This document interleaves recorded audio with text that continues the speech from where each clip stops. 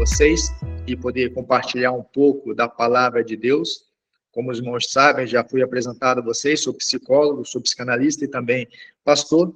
E a ideia nesta manhã, nesta noite, no caso, é poder trabalhar um pouco com os irmãos em como o pecado ele atingiu as nossas emoções, e eu espero que de alguma maneira eu possa abençoá-los nesta noite. Amém, meus irmãos? Salam damai sejahtera buat Bapak Ibu semua. Adalah satu kehormatan besar untuk hadir di sini bersama Bapak Ibu.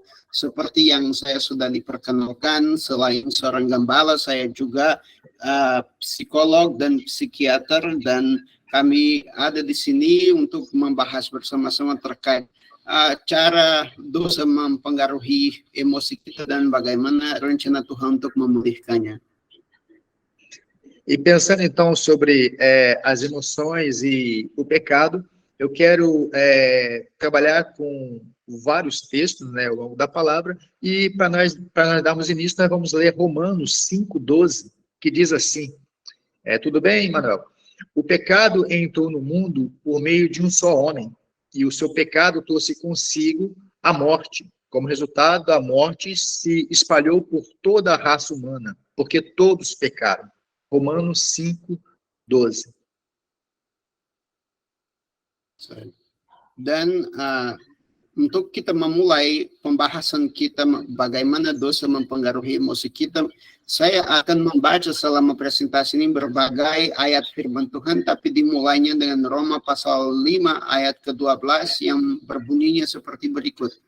Ketika Adam jatuh ke dalam dosa, maka dosa menjangkiti seluruh umat manusia. Dosanya menyebarkan kematian ke seluruh dunia. Dan karena itu segala sesuatu menjadi tua dan mati, sebab semuanya telah berdosa. Amém.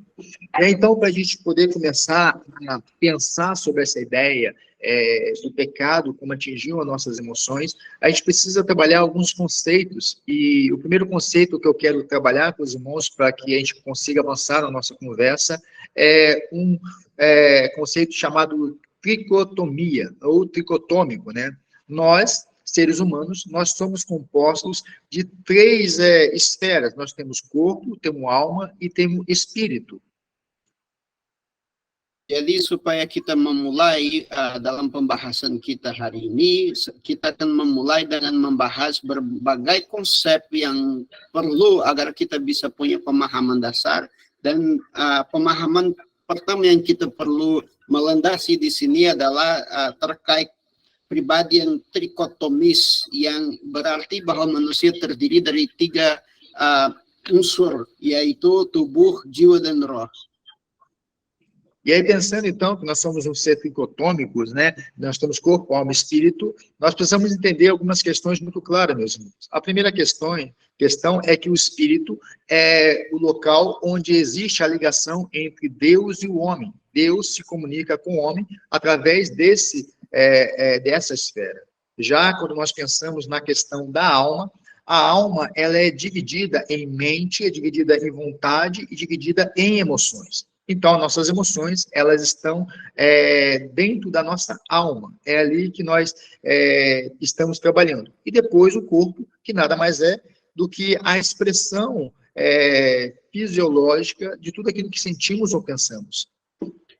Dan yang pertama terkait tiga unsur ini adalah roh yang sebenarnya. Roh ini adalah unsur di dalam diri kita atau diri kita itu yang menghubungkan kita dengan yang ilahi, yang rohani, yang dari Tuhan. Sedangkan jiwa adalah di mana mengandung segala jenis perasaan yang kami mengalami, dan kemudian kita akan melihat dampaknya di raga yang kita memiliki, tubuh sebagai wadah yang mengambil segala ekspresi dari apa yang rohani maupun yang jiwawi yang tergantung dengan perasaan dan segala macam terkait emosi.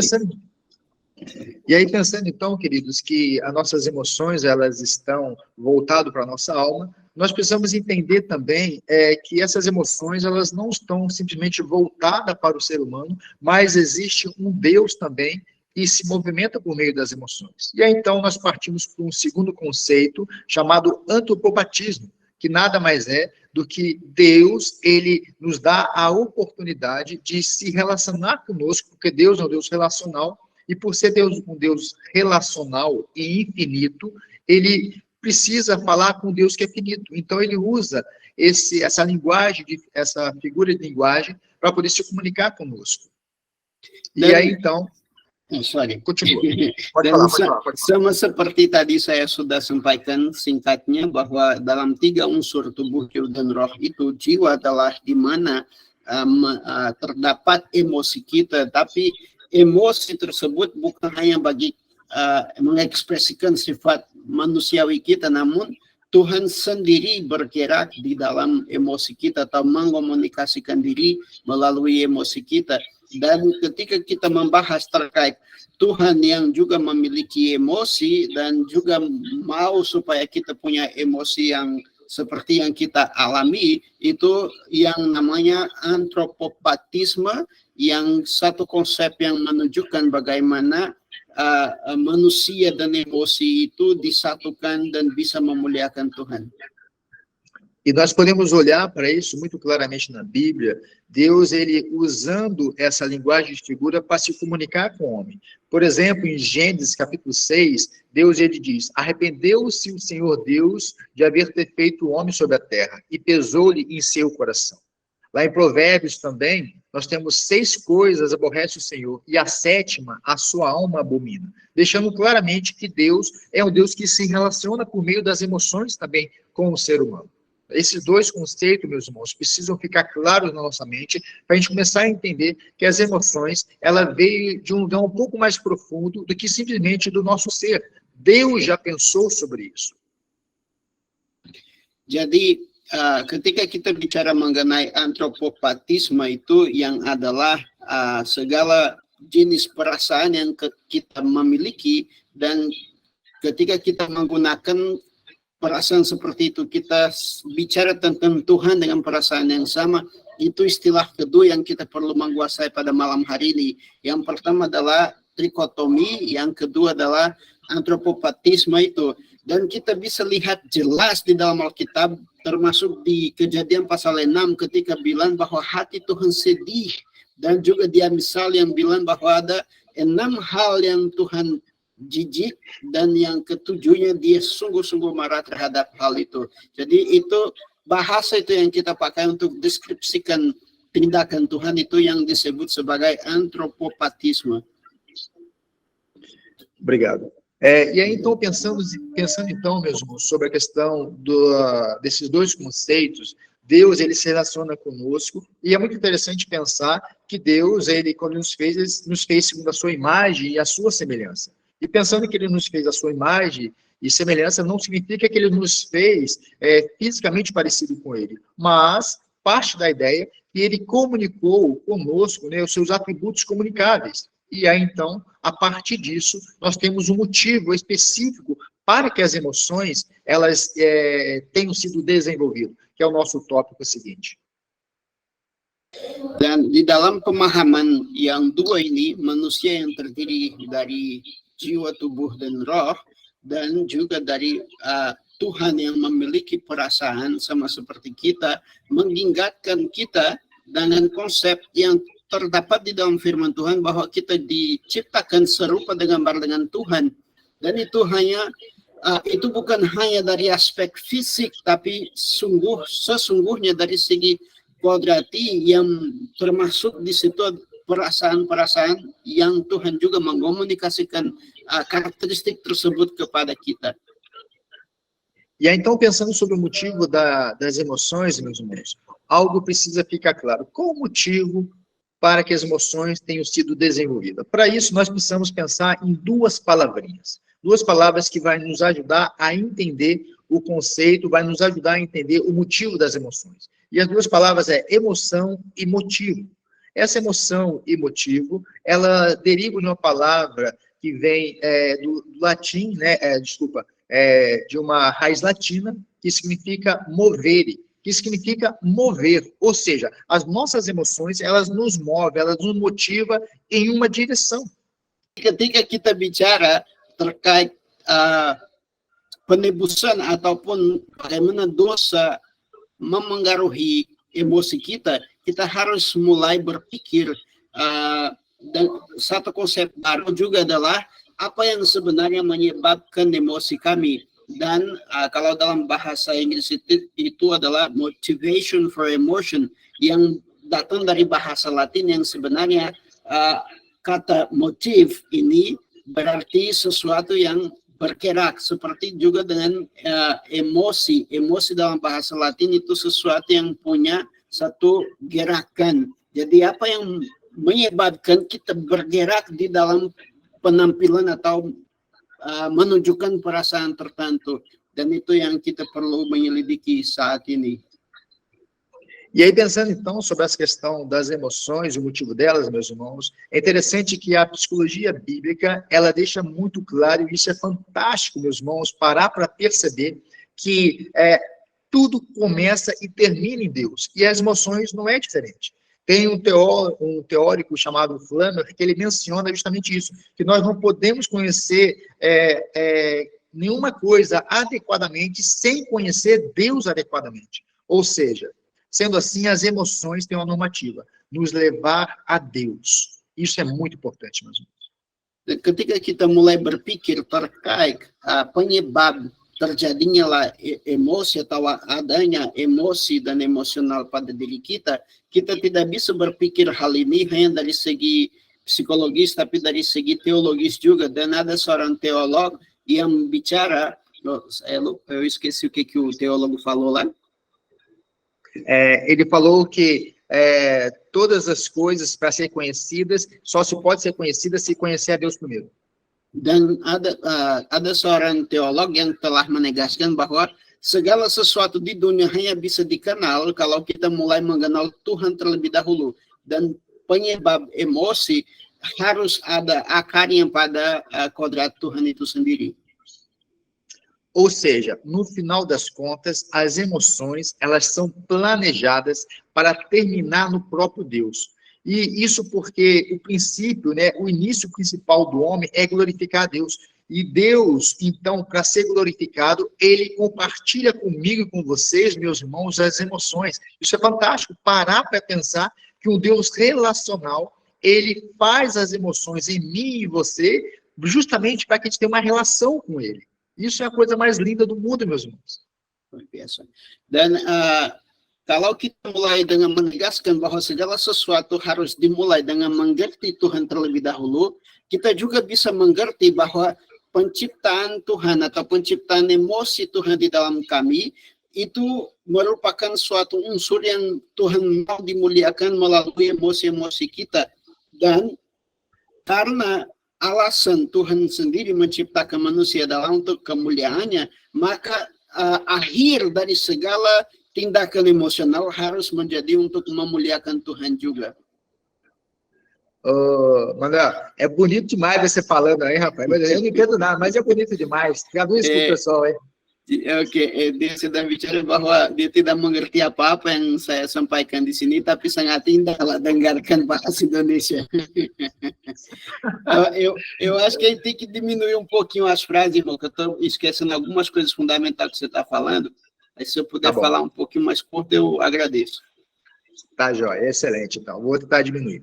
E percebam, queridos, que algo fantástico que a Bíblia deixa claro para mim e para você. Quais são os 2 maiores mandamentos? Amar a Deus acima de todas as coisas e amar o teu próximo a ti mesmo. As emoções estão nos 10 mandamentos, meus irmãos.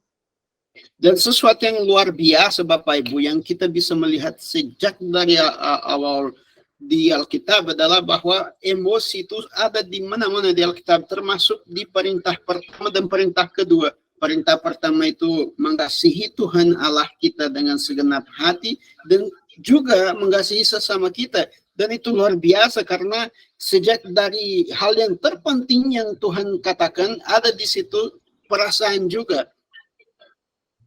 E aí, pensando, então, que as emoções elas estão inseridas desde os 10 mandamentos, alguma coisa aconteceu que acabou nos prejudicando. acabou nos tirando desse local de plenitude das nossas emoções. E é sobre isso que nós vamos adentrar agora nessa conversa. As emoções e a depravação total, que é o nosso próximo slide. Dan dengan berpikir bahwa sejak dari perintah pertama dan perintah kedua, perintah terpenting di seluruh Alkitab, sudah tercantum di situ juga tentang emosi, dan kami lihat bahwa kenyataannya pada saat ini tidak begitu memuliakan Tuhan dengan emosi-emosi, itu menunjukkan kepada kami bahwa ada sesuatu yang salah yang terjadi kepada emosi, dan itulah hal yang kita akan membahas berikut ini, yaitu emosi dan kemerosotan total. Exato. Queridos, a nossa imagem, a nossa semelhança até então perfeita, ela foi ofuscada e ela foi manchada. Algo atrapalhou o plano perfeito. Ou seja, o pecado adentrou o coração do homem. Bapak Ibu, keadaan emosional kita dihancurkan oleh sesuatu yang masuk ke dalam hati kita dan menghancurkan bentuk yang sempurna yang diciptakan Tuhan itu, sehingga kami hidup dengan gangguan ini yang akan dibahas berikutnya. Por causa do uso indevido do livre-arbítrio, meus irmãos, o pecado agora, ele toma lugar e mancha, né, a criação imaculada de Deus. Dan karena penggunaan kebebasan manusia dengan tidak bertanggung jawab, penyebab atau unsur yang masuk di dalam kami dan merosotkan kami adalah dosa. Dia hancurkan kami sehingga kami hilang kemuliaan Tuhan. Os seres humanos agora, queridos, a partir do pecado, eles estão separados de Deus. Aquilo pelo qual ele foi criado, que era usar suas emoções para glorificar a Deus, se perde por causa dessa mancha, por causa da queda, que é nosso próximo tópico. Dan karena dosa tersebut, kita dihancurkan dan dosa mencuri kemuliaan Tuhan dari dalam kami dan juga memisahkan kami dari Tuhan, dan dia mempengaruhi segala sesuatu yang kami rasakan, yang sebenarnya segala kepribadian kami dihancurkan oleh si dosa itu secara total, dan itu adalah satu penyebab yang kami menerima ketika manusia jatuh ke dalam dosa, dan itulah yang kita bahas berikut ini, kejatuhan manusia ke dalam dosa. Excelente. E aí, pensando na queda, meus irmãos, a gente precisa voltar para Gênesis capítulo 3, versículo 8, que diz assim: ouvindo o homem e sua mulher os passos do Senhor Deus que andava pelo jardim quando soprava a brisa do dia, esconderam-se da presença do Senhor Deus entre as árvores do jardim.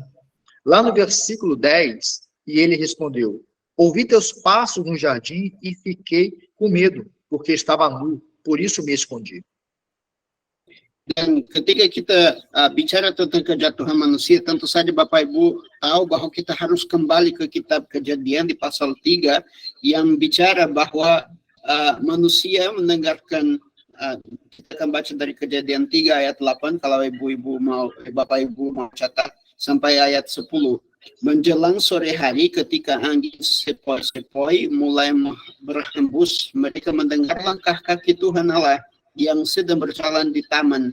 Laki-laki itu dan istrinya pun bersembunyi di balik pepohonan supaya Tuhan tidak melihat mereka. Tetapi Tuhan memanggil laki-laki itu dan berkata, "Di manakah kamu?" Jawab laki-laki itu, "Aku mendengar bunyi langkah kakimu di taman ini, dan aku takut karena aku terlanjang, jadi aku bersembunyi." Adão e Eva, queridos irmãos, eles tinham as suas emoções totalmente voltadas para Deus. Antes da queda, eles eram perfeitos, mas ao serem citados, contra Deus e fazer a sua própria vontade, eles perderam esse estado de perfeição. E isso trouxe algumas consequências drásticas, não somente para o ser humano como espírito, mas também emocionais.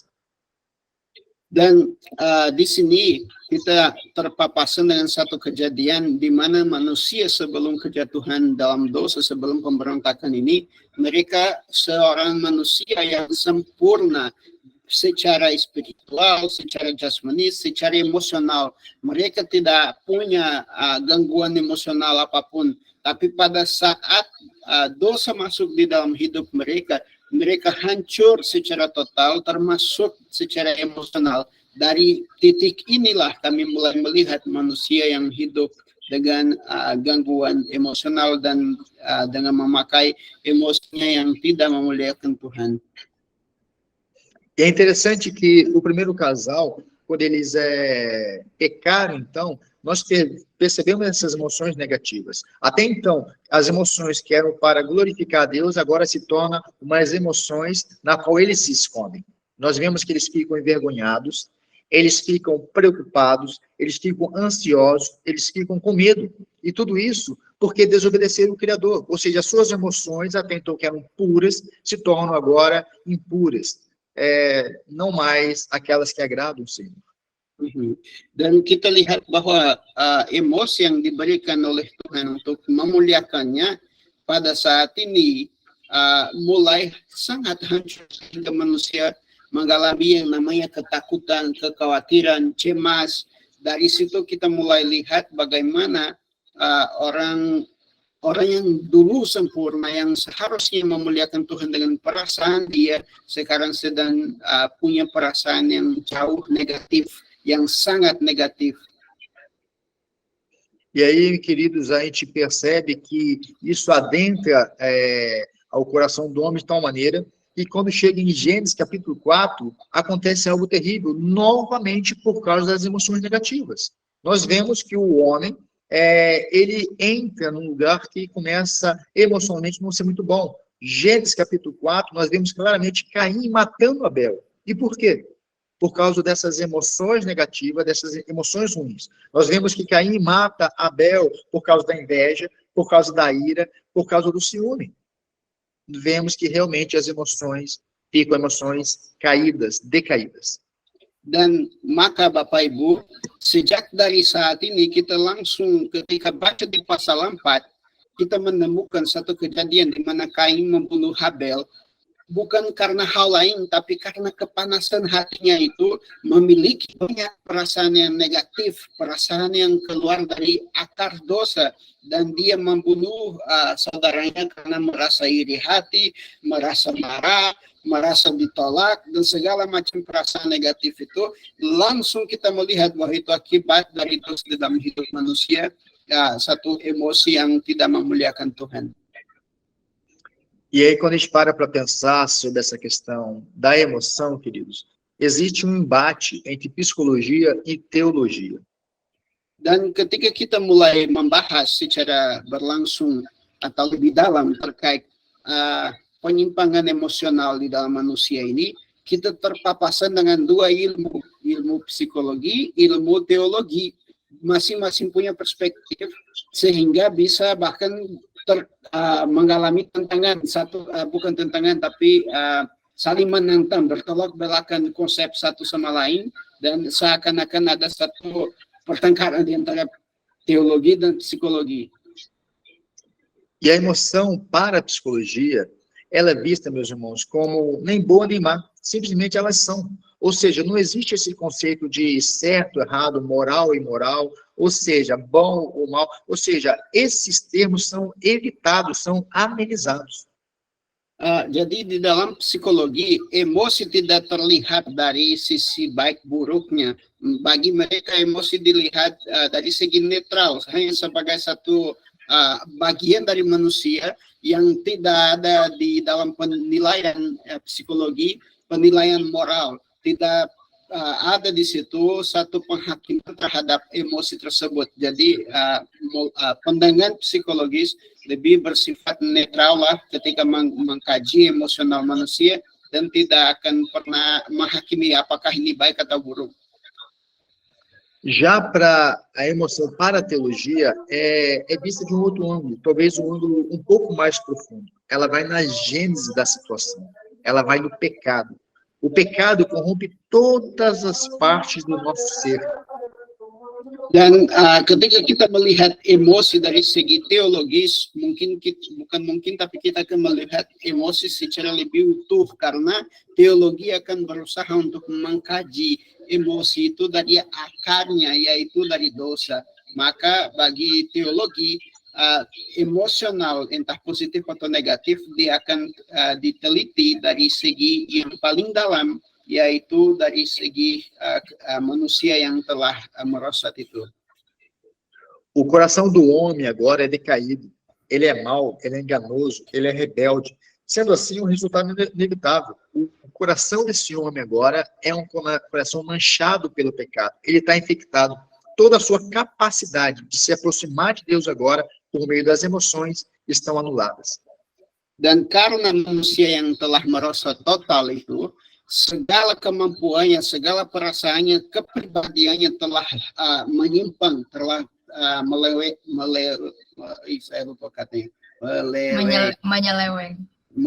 Itulah. Dan itu berarti bahwa kita melihat manusia dari perspektif yang sekarang ini, di mana segala-galanya di dalamnya, termasuk kepribadiannya, emosinya kacau. Dan ketika kita lihat dari perspektif itu adalah kita temukanlah penyebab kenapa adanya emosi negatif, atau kenapa emosi kita bisa menyebabkan hal-hal yang dalam perilaku yang negatif. O homem que até então é criado para amar, honrar e obedecer a Deus, agora se torna um homem egoísta, idólatra, narcisista, vive agora para o seu próprio desejo e não mais para o desejo de Deus. Isso tem trazido muitos problemas para o ser humano e para nossas emoções.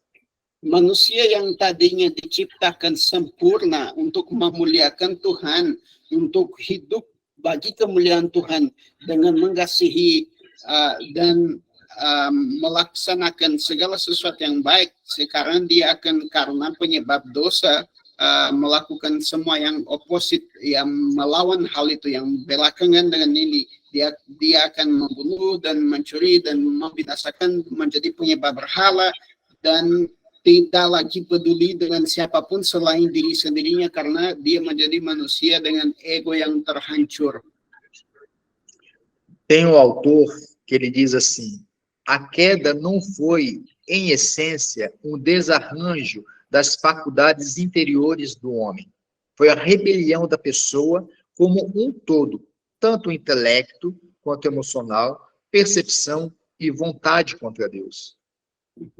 Ada seorang pakar yang bicara bahwa sebenarnya bukanlah kejatuhannya menyebabkan manusia punya perasaan yang salah, tapi karena kejatuhan ini menghancurkan manusia dari segala perspektif, sejak dari pikirannya, dari pandangan hidupnya, maka terjadilah satu penyimpangan atau penyebab kenapa emosinya sekarang juga terganggu, karena dari segalanya manusia itu terhancur.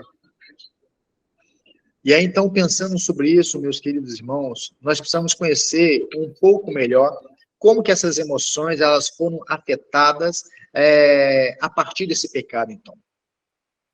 Maka pentingnya bagi kita untuk memperhatikan atau melihat bagaimana emosi kita dipengaruhi oleh dosa, bagaimana pentingnya adalah untuk kita benar-benar lihat segala jenis emosi kita dari perspektif yang telah terpengaruh oleh kodrat yang merosot. E a título de curiosidade, meus irmãos, eu queria dizer aos irmãos que existem algumas emoções básicas, nós chamamos emoções básicas universais, né? Vários autores falam tem diversas posições, mas eu quero trazer uma que eu acho que tem mais coerência. São seis emoções básicas que nós temos, e dessas seis se desenrola todas as outras. Aí nós temos, não sei se você vai guardar aí, Manuel, medo, nojo, raiva, surpresa, felicidade e tristeza. Dan hanya untuk sebagai suatu informasi saja di dalam teori-teori yang menyelidiki terkait emosi, ada aliran, bukan semua aliran, tapi ada aliran yang bicara mengenai emosi dasar yang universal, yang maksudnya semua manusia punya. Dan dalam para peneliti tentang emosi ini, mereka menilai atau menemukan 6 jenis emosi dasar yang semua orang punya, yaitu takut, jijik, marah, terkejut, bahagia, dan sedih. Joia. E aí, então, assim, pensando em como o ser humano ele foi atingido, agora eu vou ser um pouco mais psicanalista e psicólogo, e eu quero falar sobre o aparelho psíquico, né, que é o nosso próximo slide também, que vai falar justamente que nosso aparelho psíquico ele é dividido em 3 partes. Ele é dividido em o id, o ego e o superego.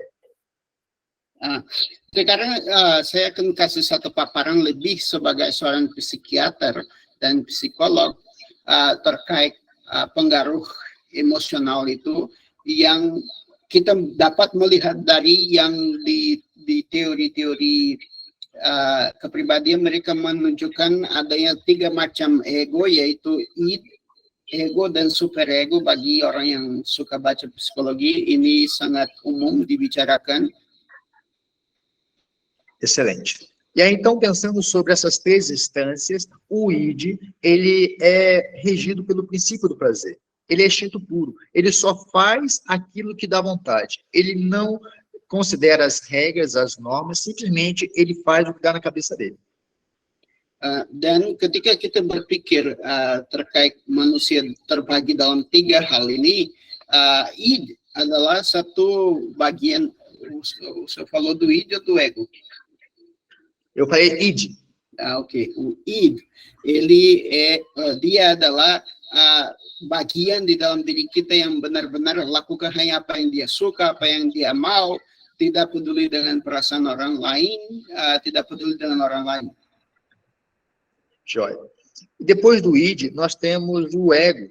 O ego, ele é regido pelo princípio de realidade. É a parte consciente da mente. É como se ele fosse responsável pela interação do homem com o meio externo. E ele também, ele é como se fosse um intermediário entre o id e o superego. Então, o ego é a nossa consciência com o mundo externo.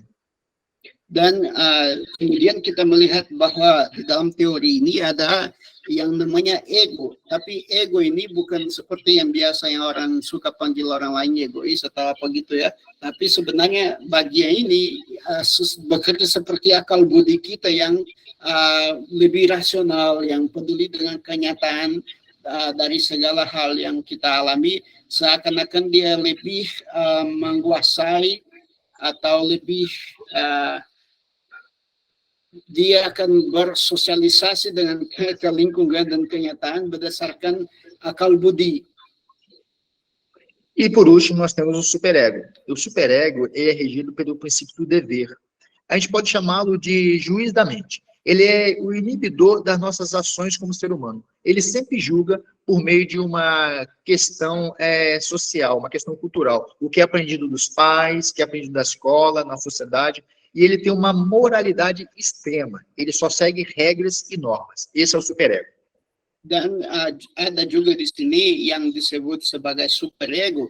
Dia sudah lebih terpaku kepada nilai-nilai moral. Dia akan berfungsi sebagai satu hakim dari segala sesuatu yang ada di dalam benak kita, sehingga hal yang kita pelajari, nilai-nilai moral, segala nilai budayawi yang kita pelajari dari orang tua, dari lingkungan kita, dia akan selalu berusaha untuk menghakimi segalanya dari perspektif tersebut. Jadi dia bekerja sebagai satu hakim di dalam diri kita itu.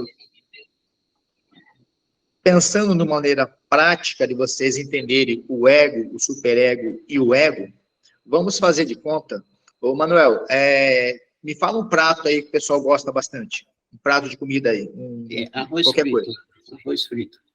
Arroz frito? Uhum. Como é que fala isso aí? Nasi goreng. Nasi goreng? Yeah.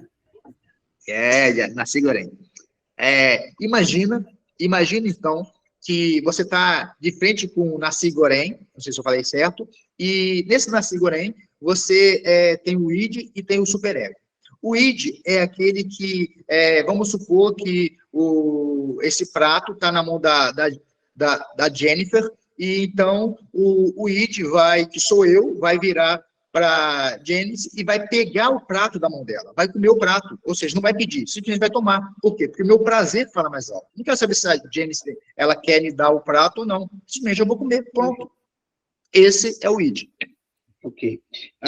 Ini beliau mau kasih satu ilustrasi supaya Bapak Ibu bisa lebih memahami, bahkan karena memang saya juga bukan orang psikologi jadi sukar untuk menerjemahkan detail, tapi perumpamaan yang beliau pakai ini sangat luar biasa karena dia mengajak kita untuk berpikir kalau Ibu Jennifer punya satu piring nasi goreng di tangannya, jadi orang yang tergiat atau terbawa oleh sifat id ini, dia hanya pikir tentang kenikmatan sendiri sehingga dia pergi untuk memuaskan kehendaknya, dia makan, dia lahap makanan itu tanpa meminta izin, tanpa meminta dari orang itu. Jadi id ini dia hanya peduli dengan kenikmatan pribadi sendiri tanpa peduli konsekuensi dan apapun yang lain.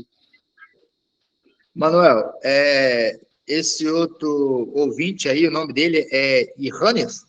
Johannes, como é que é? Johannes. E aí, agora, o Johannes está com esse prato de arroz frito, de arroz com ovo frito, e eu sou agora o superego. O superego, ele age totalmente ao contrário do que o id ele age. Por quê? Porque enquanto o id, ele pega para ele, o superego, ele vai olhar para o prato e ele vai ficar com um desejo, mas as normas são tão rígidas dentro dele que ele não vai chegar para o Johannes, é assim que fala? Johannes vai pegar o prato e não vai nem chegar perto, vai ficar olhando de longe. Ou seja, os dois extremos. Um vai tomar da mão da Jennifer e o outro, do Johannes, não vai nem chegar perto. Ou seja, é um embate entre o id, que quer tudo, e o superego, que tem as regras e nem vai chegar perto. Depois eu falo do ego. Siap. Supaya Bapak Ibu mengerti, coba kita berpikir bahwa super ego ini adalah Bapak Johannes yang lagi bersama kami, Johannes Christian. Dan beliau adalah super ego yang melihat sepiring nasi goreng di tangan Ibu Jennifer, tapi dia tidak bahkan mendekati hal itu. Kenapa? Karena dia lebih bekerja dengan prinsip dan penilaian moral, sehingga kalau tidak ditawarkan ke dia, kalau itu bukan untuk dia bahkan tidak mau lihat, dia menjauhkan malah.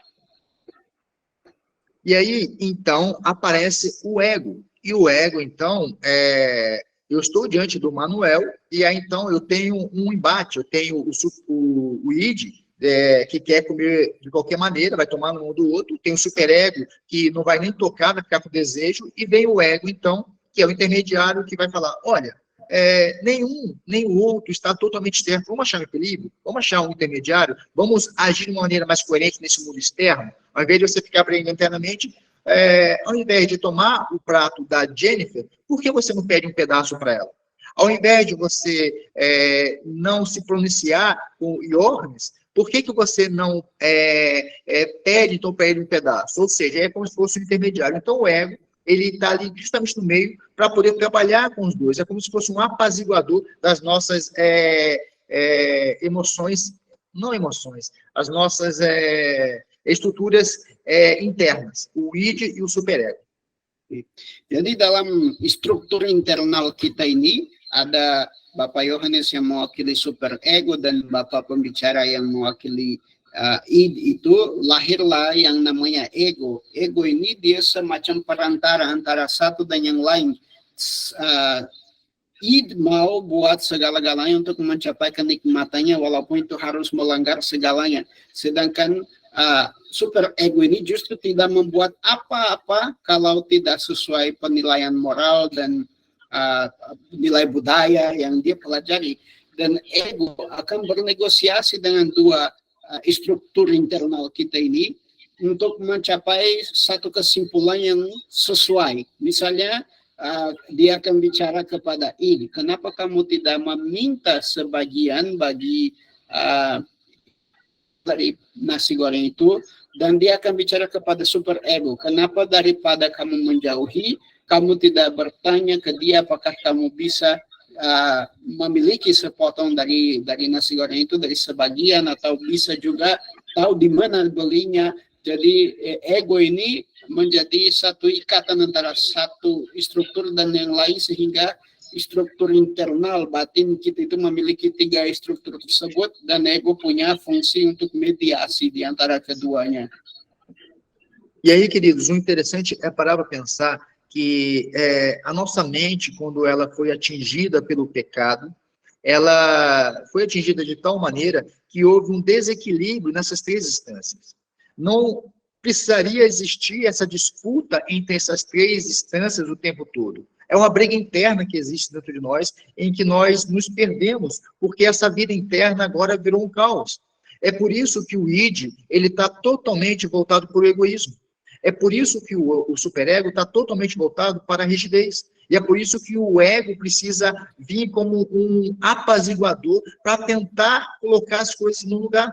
Mas existe, né, uma briga constante que vai tirando o ser humano do seu eixo.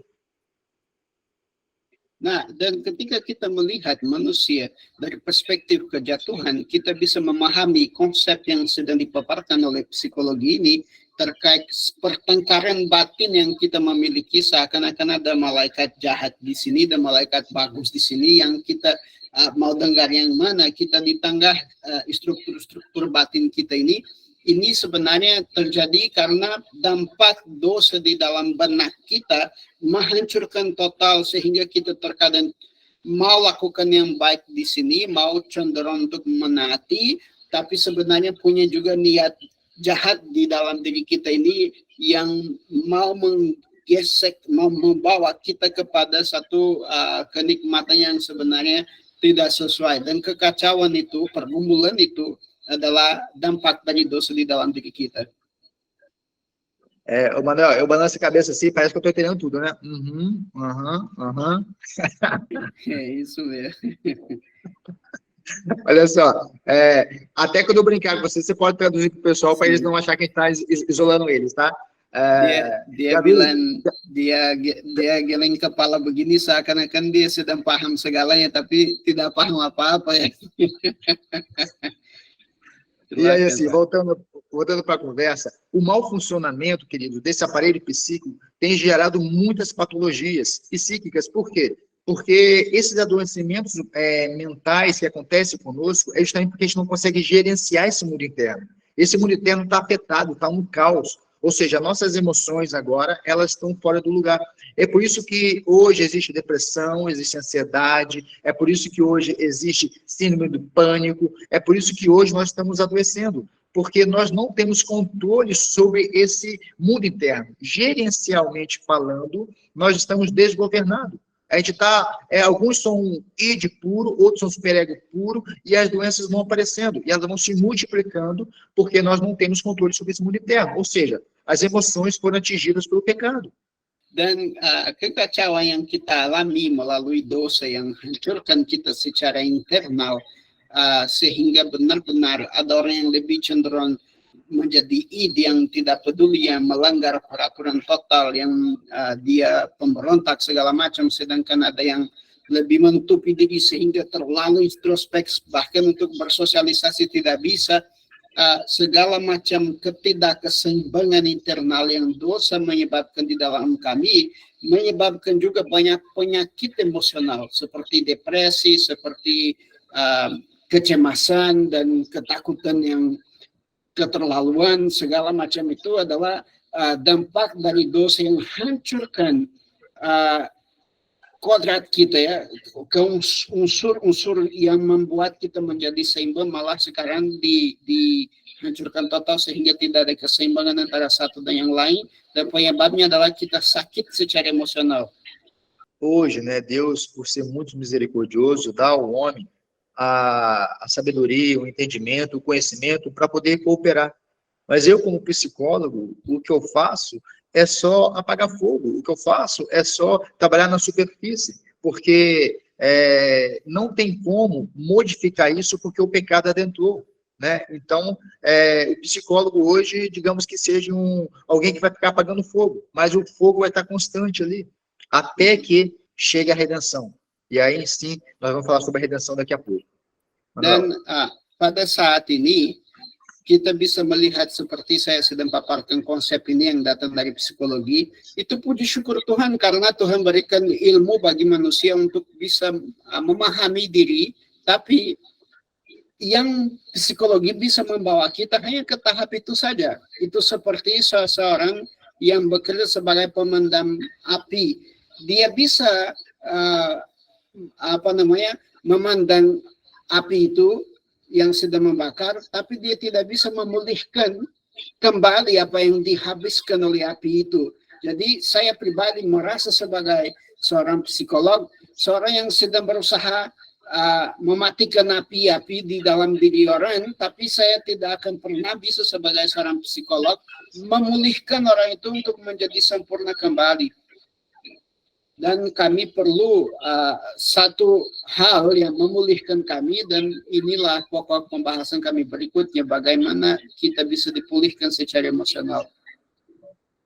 E aí, então, pensando sobre a redenção, então, meus queridos irmãos, a gente precisa entender que nenhuma faceta do nosso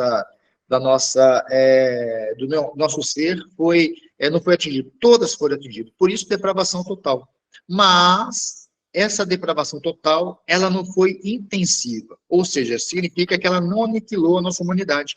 Nós continuamos ainda com a capacidade de pensar, de sentir e fazer escolhas. Nah, dan itu yang kami tadi bicara Bapak Ibu tentang kemerosotan total.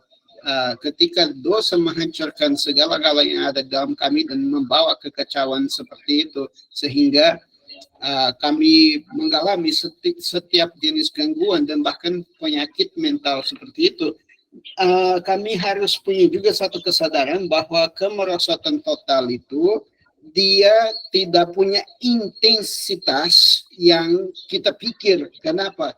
Karena walaupun kita merosot total, tapi totalitas kemerosotan ini tidak menghancurkan kemanusiaan kita secara keseluruhannya.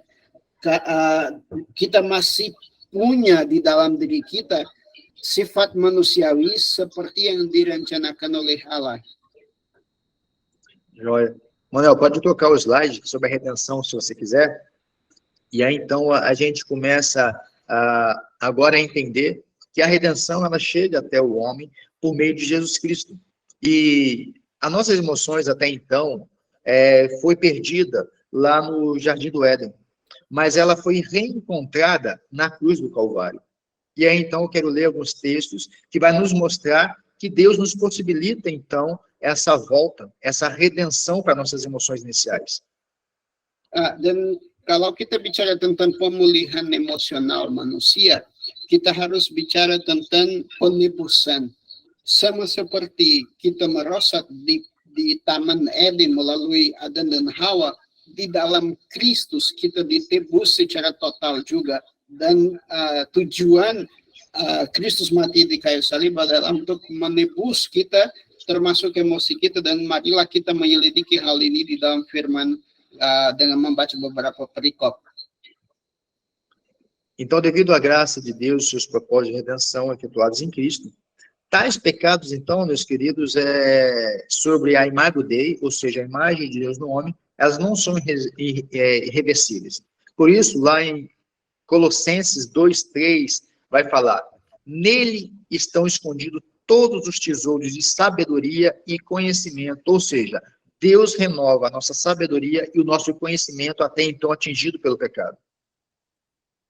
Dan karena tadi saya sudah bilang bahwa walaupun dosa itu memang membuat kita merosot, ada satu kekacauan di dalam diri kita, tapi dalam pemulihan melalui Kristus di kayu salib, oleh karena anugerah Tuhan, kita dikembalikan kepada yang namanya imago Dei, itu yang berarti memiliki gambar serupa dengan Tuhan.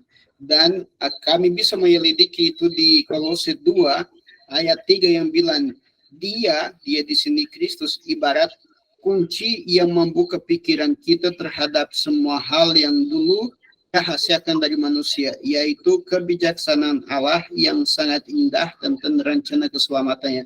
Dan di sini kita bisa menggarisbawahi bahwa Kristus menebus pikiran kita dan berikan kita kebijaksanaan. Itu artinya bahwa dia sedang menempatkan kembali dan menginstrukturkan kembali kita di dalam secara internal.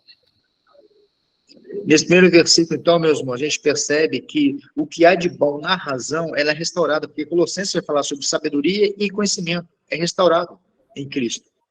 Dan kita bisa menyadari bahwa ketika dia bicara tentang pikiran di sini, dia sedang bicara tentang kemampuan kita berpikir secara rasional, dan di dalam Kristus hal tersebut dipulihkan. Outro aspecto também dessa restauração, dessa redenção, meus queridos, é na nossa consciência. Lá, a nossa consciência, lá na cruz, ela é restaurada novamente. Hebreus 10, 22 vai falar sobre isso, que diz assim: entremos com um coração sincero e plena confiança, pois nossa consciência culpada foi purificada. Ou seja, em Cristo, a nossa consciência também é purificada. Dan ada satu hal yang luar biasa yang kita perlu punya kesadaran bahwa di dalam Kristus kita telah mencapai penebusan emosional, adalah ketika di Ibrani pasal 10 ayat 22 dia bicara seperti ini. Marilah kita senantiasa datang kepada Allah dengan bebas melalui doa kita masing-masing, datanglah tanpa rasa takut dengan hati yang sudah disempurnakan dan dengan percaya penuh kepadanya, sebab secara rohani kita sudah dipercik dengan darah yang menyucikan nurani kita dari beban dosa dan rasa bersalah. Kata nurani ini yang menunjukkan kepada kami bahwa nurani kita telah dipulihkan di dalam kayu salib ketika Yesus Kristus mati demi dosa kita. Além disso também, queridos, o amor, o desejo, a vontade, ela é renovada. Nós vemos lá em Filipenses, Paulo falando algo bem interessante. Deus sabe do meu amor por vocês e da saudade que tenho de todos, com a mesma compaixão de Cristo Jesus. Ou seja, o texto fica claro também que o amor, o desejo, a vontade de estar com os irmãos, isso é renovado, ou seja, o ser humano agora, ele começa a ter novamente o desejo de estar no bem, de fazer o bem, de estar no amor, e estar em lugares onde Deus realmente se encontra. Onde foi que o senhor leu aí? Oi? O senhor leu aí? Filipenses 1:8. Okay. Deus sabe do meu amor por vocês e da saudade que tenho de todos, com a mesma compaixão de Cristo. Okay. Dan kami bisa melihat bahwa dengan mengalami penebusan melalui Kristus di kayu salib, kita juga bisa dipulihkan benar-benar akan kasih yang sejati dan rasa peduli yang sejati. Hal tersebut kita lihat di pribadi Paulus ketika dia menulis surat Filipi di pasal 1 ayat 8 yang bilang, Allah sendiri tahu bahwa saya benar-benar merindukan kalian semua dengan kasih dari Kristus Yesus. Jadi inilah yang kita mencapai ketika kita ada di dalam Kristus. Kita dipulihkan dengan kemampuan untuk mengasihi seperti Yesus. Então, queridos, nesses textos todos, eu queria mostrar para os irmãos que a redenção, ela ocorre na nossa mente, ocorre nas nossas vontades, ocorre em todos os aspectos, porque aquilo que foi perdido lá no Éden, como eu disse, ela é restaurada em Cristo. E agora eu vou mostrar para os irmãos a restauração que acontece em Gálatas capítulo 5, e ainda vamos aprofundar um pouquinho melhor isso. Dan supaya kita semakin jelas dan bisa mengerti, Bapak Ibu, sekali lagi saya tegaskan bahwa ketika Kristus mati di kayu salib, dia juga memberikan kepada kami pemulihan secara emosional. Dan kita akan menyelidiki hal tersebut lebih jelas di Galatia pasal 5. E aí, então, a restauração em Gálatas, capítulo 5, versículo 1, diz assim: foi para a liberdade que Cristo nos libertou. Portanto, permaneçam firmes e não se deixe submeter novamente a um jugo de escravidão. Gálatas 5:1. Dan kalau Bapak Ibu menyelidiki atau membaca Galatia pasal 5 ayat 1 yang berbunyi seperti ini, dengan keadaan kita yang sudah dibebaskan sepenuhnya oleh Kristus dari kewajiban untuk hidup seperti budak, maka berdirilah teguh dalam kebebasan itu, jangan berbalik lagi untuk hidup seperti budak dengan terus terikat pada hukum Taurat. Ô, Manuel, pergunta para o seu povo aí se eles são bons de charada. Ixi, agora eu nem sei o que é charada. Sudah. Beliau tanya, apakah Bapak Ibu pintar dengan menjawab teka-teki? Vou fazer uma charada, é como se fosse uma pergunta, né? E eu vou fazer uma pergunta e pergunta para o seu povo se eles conseguem responder, tá? É uma história. Vou contar rapidamente. Dan Guarda aí. beliau akan ceritakan satu cerita yang di dalamnya ada satu teka-teki untuk kita bisa mengikatkan dengan perikop yang baru kita baca ini.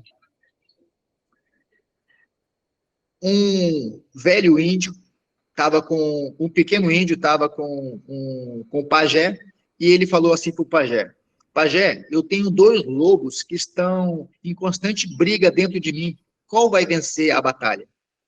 Essa é a pergunta, Manuel. Agora pergunta para eles, qual dos lobos vai vencer a batalha? Oke. Jadi dia bicara bahwa di satu suku ada seorang muda pribumi di suku pribumi yang datang kepada pemimpinnya seperti dukuh kayak gitu, lalu tanya, Pak, saya punya 2 harimau di dalam diri saya yang sedang bertengkar buas, yang mana yang akan menang? Jadi pertanyaan di dalam cerita ini kepada Bapak Ibu adalah, harimau yang mana yang akan menang di dalam diri Anda? Quem souber a resposta pode abrir o microfone e responder. Dan siapapun yang tahu jawabannya silahkan buka mic-nya dan jawab. Ada yang jawab itu di chat, harimau yang banyak dia kasih makan, kata Bu Hesti. Ok. E Eu não entendi, Zé. a senhora Hesti falou que quem vai vencer é a pessoa, o animal que deu mais alimentação. Excelente, exatamente. Qual é? Parabéns. Good. Parabéns. É exatamente isso, né? É assim que funciona, queridos. A batalha de Gálatas capítulo 5 é uma luta entre a carne e o espírito. Qual vai vencer? Aquele que você alimentar mais, queridos. Dan itulah Ibu Hesti yang telah jawab kepada kami, sempurna jawabannya itu. Dan itulah yang kami juga memiliki di dalam diri kami, satu peperangan antara roh dan kodrat berdosa kita yang di firman bilang daging, dan kemenangan akan ditentukan dengan siapakah yang kita sedang berikan makanan. Kalau kita berikan makanan ke satu lebih daripada yang lain, tentu saja yang lebih kuat akan menang. A restauração, queridos, das nossas emoções, elas estão redimidas em Cristo, pelo poder do Espírito Santo que habita em nós, amados. Nós temos a oportunidade de entregar nossas emoções que até então eram impuras, ruins, imorais, cravadas na carne. Elas podem se tornar agora boas, limpas e sinceras diante do Senhor. Porque Deus, o nosso Senhor Jesus Cristo, cravou todas elas na cruz do Calvário. Segala jenis emosional yang kita memiliki di dalam diri kita yang karena dosa hancurkan kita, merosot, buat kita menjadi pemberontak, membenci, segala hal itu di dalam Kristus, oleh karena kematian Kristus di kayu salib, kita bisa memperoleh pemulihan dan menjadi orang pengasih, orang yang benar-benar punya akhlak moral yang baik, orang yang penuh sabar. Itu semuanya di dalam Yesus kita sudah bisa peroleh. Não tem como, queridos, não olhar para a cruz e não se emocionar, meus irmãos. Não tem como. É como se nós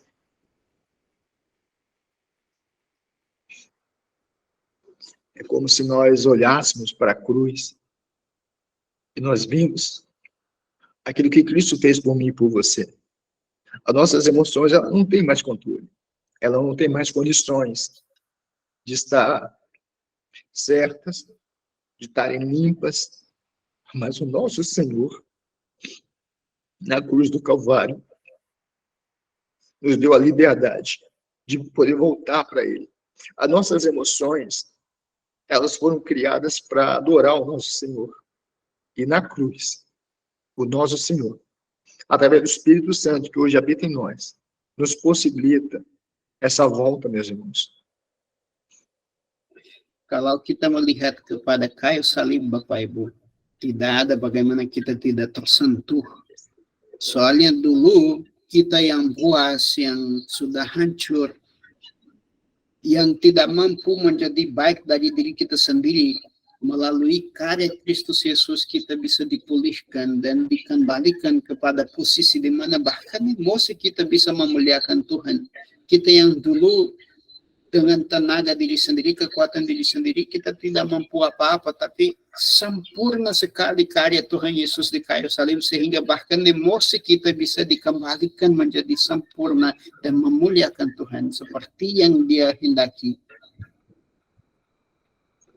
É claro, queridos, que a gente não pode também achar que porque uma vez que Cristo se integrou na cruz, nós estamos livres da nossa carne. Não é assim, né? Porque existe um processo chamado santificação.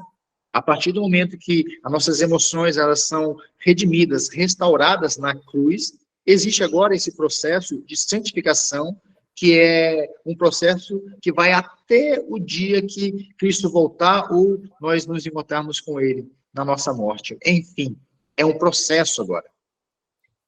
Akan tetapi Bapak Ibu, kita tidak bisa naif karena kita percaya dan benar fakta bahwa Kristus telah memerdekakan kita secara emosional dan bahkan dari dosa secara total.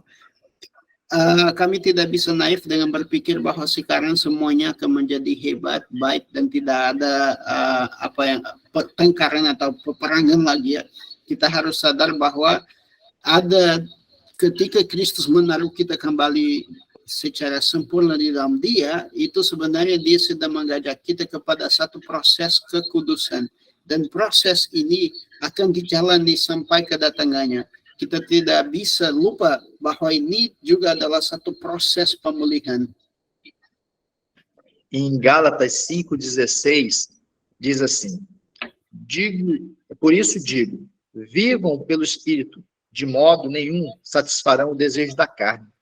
Ou seja, a Bíblia nos deixa claro que é para nós vivermos no Espírito. Ou seja, é para a gente alimentar o lobo certo. Di Galatia pasal 5 ayat ke-16 bicara, saya menasihatkan kamu semua, hiduplah dengan taat kepada pimpinan Roh Kudus. Dengan demikian kamu tidak akan lagi memuaskan keinginan-keinginan jasmani yang jahat.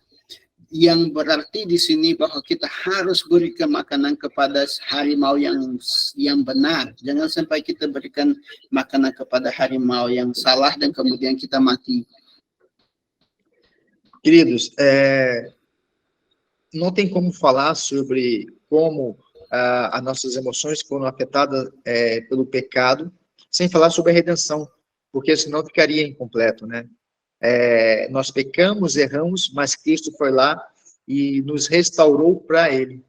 Então, assim, se nós temos as nossas emoções afetadas hoje, é porque o pecado entrou no mundo, lá em Adão e Eva. E por um homem entrou o pecado, por outro homem viria a salvação. Então, assim, se você quer ter uma vida restaurada, se você quer emocionalmente estar bem, não é o psicólogo que vai resolver a sua vida. E olha quem vos fala é um psicólogo, mas é Cristo Jesus. Se você se coloca diante da cruz e começa a trabalhar agora o que o Espírito pede, e começa a trabalhar com Gálatas capítulo 5, automaticamente você vai ter uma vida emocional muito mais sadia. Bapak Ibu, tidak ada caranya untuk kita bicara mengenai dampak dosa terhadap emosi kita tanpa tidak berbicara juga tentang dampak penebusan Kristus di kayu salib akan emosi kita.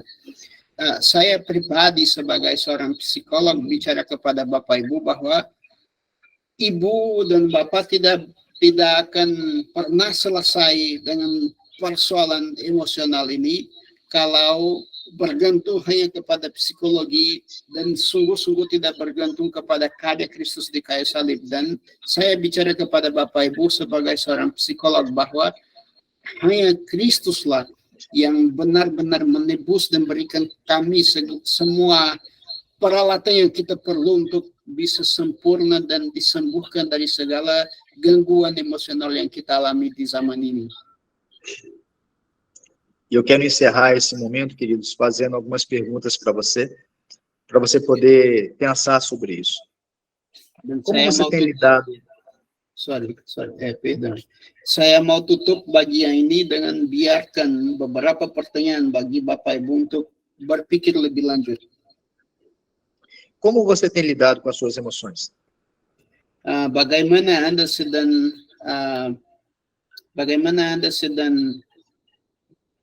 mengatur emosi Anda, emosional Anda? Ainda vive na carne? Apakah Anda masih hidup menurut kedagingan? Ou já deixou suas emoções serem trabalhadas pelo Espírito Santo? Ataukah Anda sudah biarkan Roh Kudus bekerja di dalam hidup emosional Anda? O processo de santificação é uma realidade na sua vida? Apakah proses kekudusan itu suatu kenyataan di dalam hidup Anda? As minhas emoções, elas estão de acordo com os desejos de Deus ou de acordo com os meus desejos? Apakah emosi saya sedang selaras dengan kehendak Tuhan atau selaras dengan kehendak pribadi saya sendiri? Responda essas perguntas para o seu coração, querido, querida, e eu espero que Deus possa ter te abençoado com esse momento em que nós passamos juntos. Eu creio que o Espírito Santo, que está em mim, está nos irmãos também aí na Indonésia. Espero que eu possa ter contribuído de alguma maneira para poder abençoá-los. Eu sei que a língua às vezes nos atrapalha um pouco, né? A gente fica meio nervoso, meio preso, né? Mas eu espero que eu tenha conseguido alcançar o coração de vocês. Saya biarkan pertanyaan-pertanyaan tersebut supaya Bapak Ibu merenungkan lebih lanjut, dan walaupun kita mengalami kendala bahasa di sini, tapi saya harap saya telah menjelaskan sesuatu yang bisa membawa pertumbuhan rohani dan jasmani bagi Bapak Ibu. Esqueci, o senhor falou o que mais? É isso aí. Nah, dan itulah, terima kasih banyak atas kesempatannya. Manuel, fala para eles a minha última fala, né, antes de entrar no segundo momento. Diz a eles que eu estou muito feliz de estar com vocês nesse momento, me sinto muito honrado. Eu sei que é Deus que providencia todas as coisas, e eu sei que Deus ele há de cuidar de cada um de nós nas nossas emoções. E ficar grato pela paciência que os irmãos tiveram comigo. Obrigado pela paciência. Beliau sedang bicara sebelum buka ke tanya jawab, bahwa beliau sungguh-sungguh berterima kasih atas kesempatan yang Bapak Ibu berikan kepada beliau sebagai pembicara, dan beliau harap ada lanjutan dan bisa menjadi berkat bagi kita semua. Saya mengasihi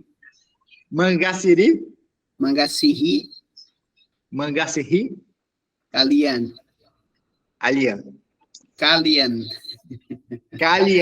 Atau Anda semua.